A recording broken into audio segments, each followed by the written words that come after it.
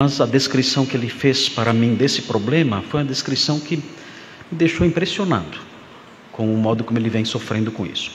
E ele então obteve dos médicos essa licença de 3 meses. Pronto? Posso falar? Posso? Ok. Queridos, eu e o pastor Paulo Júnior, nós temos um certo grau de amizade, já há um bom tempo. Eu fui à igreja dele várias vezes, preguei lá em congressos, em eventos especiais, estive com eles agora na conferência Old School, eu estive presente ali, preguei lá na última conferência, a conferência desse ano foi cancelada, na conferência do ano passado. Então é um irmão querido, e o que deve ser levado em conta, que o Paulo Júnior não disse e que as pessoas talvez não saibam, não sei, mas é que o pastor Paulo Júnior, ele está doente. O pastor Paulo Júnior, ele, antes disso tudo acontecer, mais ou menos há 1 mês e meio atrás, mais ou menos, ele esteve em minha casa, e ele ficou em minha casa com a família toda por 2 dias. E nós tivemos ali um tempo muito gostoso de comunhão e tudo mais, e desfrutando da nossa amizade ali. Ele disse para mim: pastor, eu estou muito doente. E ele disse: eu estou com uma síndrome chamada síndrome de burnout. E essa síndrome, segundo ele, se manifestou das mais diversas formas, deixando extremamente abalado emocionalmente. É muito forte isso. Eu não entendo desse problema. Talvez a Anaí depois possa me esclarecer melhor como se manifesta essa doença. Mas é uma doença terrível, irmãos. Ele disse para mim: eu estou com isso porque eu não tiro férias há 23 anos. Irmão, você sabe o que é isso? Sem férias há 23 anos.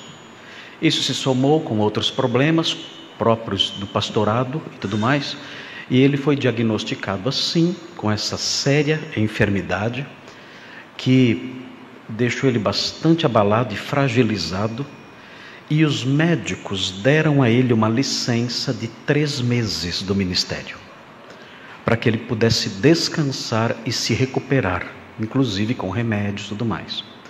Eu, na realidade, nem sei se eu poderia falar isso aqui. E se o pastor Paulo Júnior em algum momento ouvir eu falando isso, espero que ele me perdoe, que o meu objetivo é ajudá-lo e desfazer certas maldades, irmãos. Desfazer certas maldades que eu tenho visto nas redes sociais contra ele.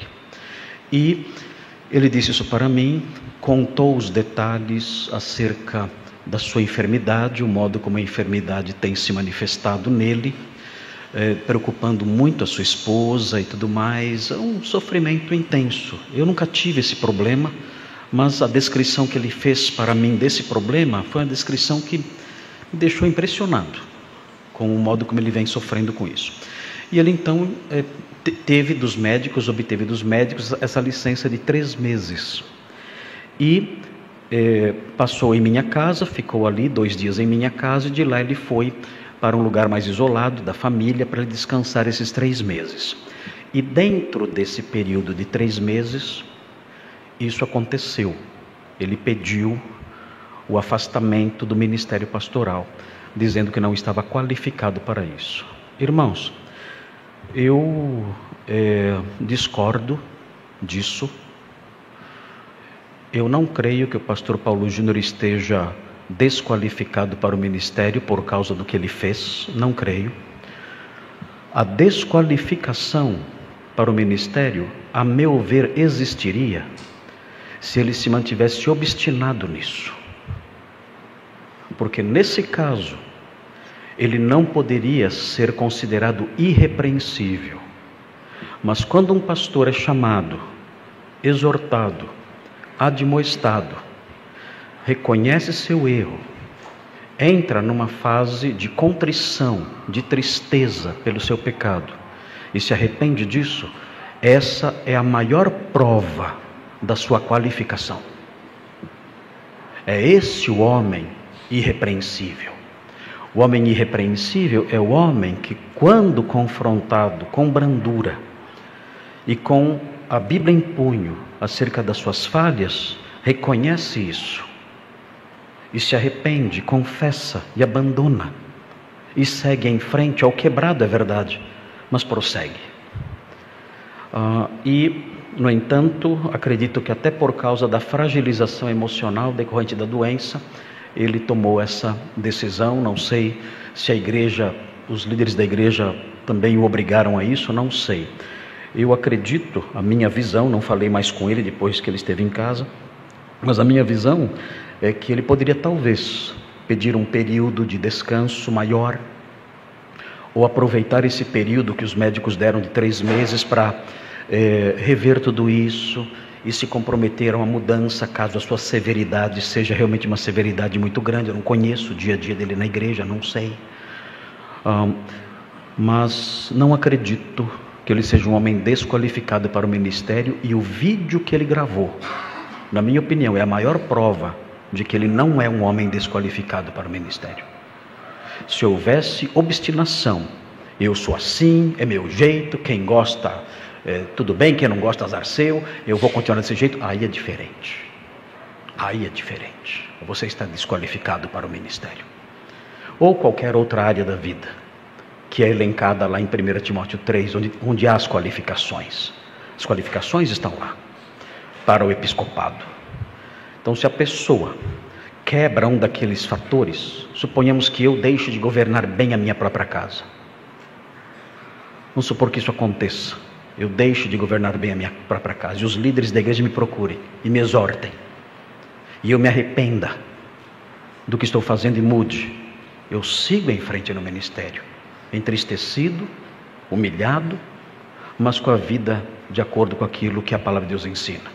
Agora, se eu disser, a casa é minha, a família é minha, eu governo como eu bem entendo, aí é diferente, aí estou desqualificado. Então não vejo o pastor Paulo Júnior como alguém desqualificado. Acredito que tudo isso aconteceu especialmente em virtude da fragilidade em que ele está passando por causa dessa enfermidade grave, e lamento muito por tudo que aconteceu. Não tive oportunidade de falar com ele ainda. Há pessoas maldosas, irmãos. Eu tenho visto na internet gente dizendo, tem mais coisa aí. Gente mentirosa, gente perversa. Pessoas que olham para a confissão dele e levantam suspeitas e calúnias sem perceber que o seu pecado ao fazer isso é infinitamente mais sério do que o pecado que ele confessou. Levantar calúnias infundadas contra um servo de Deus, contra qualquer pessoa, mas em especial contra um homem fragilizado como ele está agora. Levantar calúnias contra ele, levantar suspeitas contra ele e tripudiar um homem que já está sofrendo é um ato de crueldade, é um assassinato lento, muito mais grave do que qualquer postura de severidade no trato com as ovelhas. Muito mais grave, é um assassinato lento, considerando o estado de saúde em que ele se encontra. Outro fator importante que quero destacar aqui, a severidade do pastor Paulo Júnior, que ele confessou naquele vídeo, é no seu trato com os irmãos, e eu não me lembro agora, talvez com a família, não sei. Ele não confessou pecado de severidade contra os falsos mestres, e nem tem que confessar, porque os falsos mestres têm que ser tratados com severidade. O apóstolo Paulo chama os falsos mestres de cães. Cães. Paulo Júnior não chegou nesse ponto de chamar de cães, mas a palavra de Deus, o apóstolo Paulo chama os falsos mestres de cães. São textos extremamente severos contra os falsos mestres. E o Paulo Júnior não pediu perdão por isso e nem deve pedir.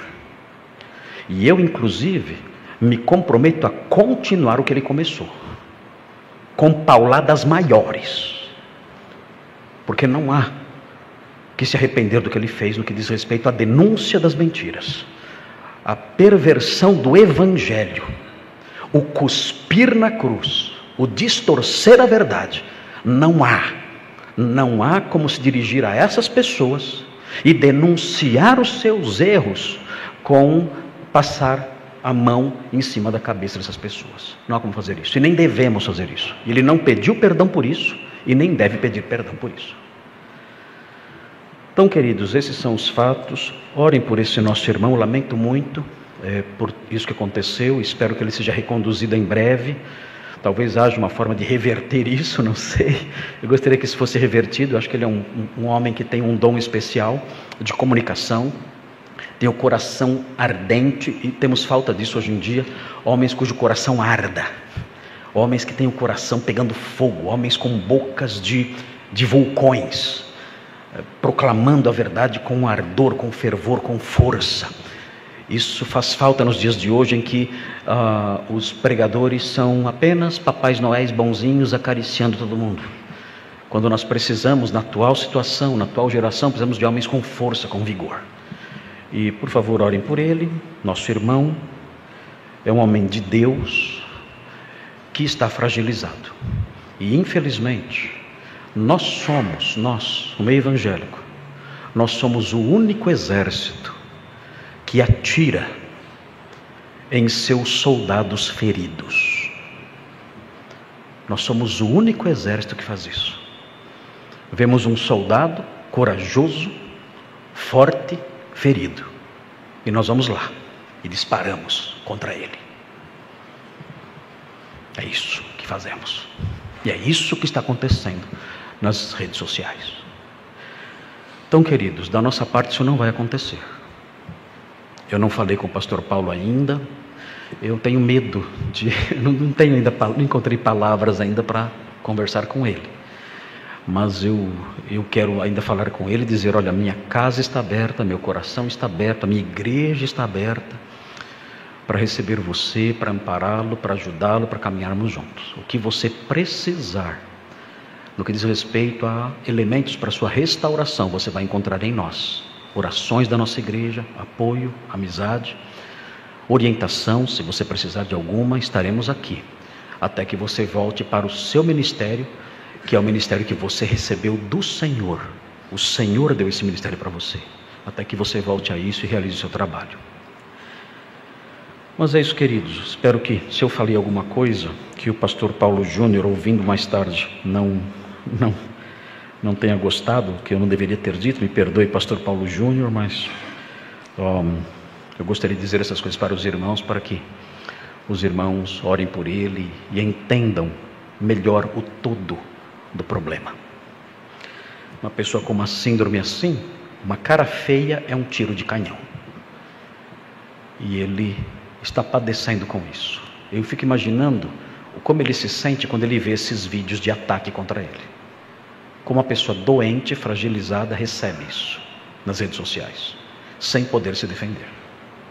Então, queridos, por favor, orem por esse nosso irmão e vamos seguir em frente, a fim de que as nossas perdas com isso que aconteceu não sejam maiores, e ele volte depressa para o ministério. Na minha opinião, ele está plenamente qualificado para o ministério. Vamos orar agora. Senhor Deus, obrigado pela vida do pastor Paulo Júnior, por suas obras no ministério, suas pregações, denunciando o mal, denunciando a mentira, os falsos mestres, e levando o seu evangelho adiante, fazendo com que tantas pessoas tenham se dirigido aos pés da cruz e tenham se convertido ao Senhor por meio dos seus ensinos. Obrigado pelo seu chamado, pelo seu trabalho, pelo seu ministério santo e sério e zeloso. O seu servo, Senhor, está fragilizado pela enfermidade e pelo cansaço.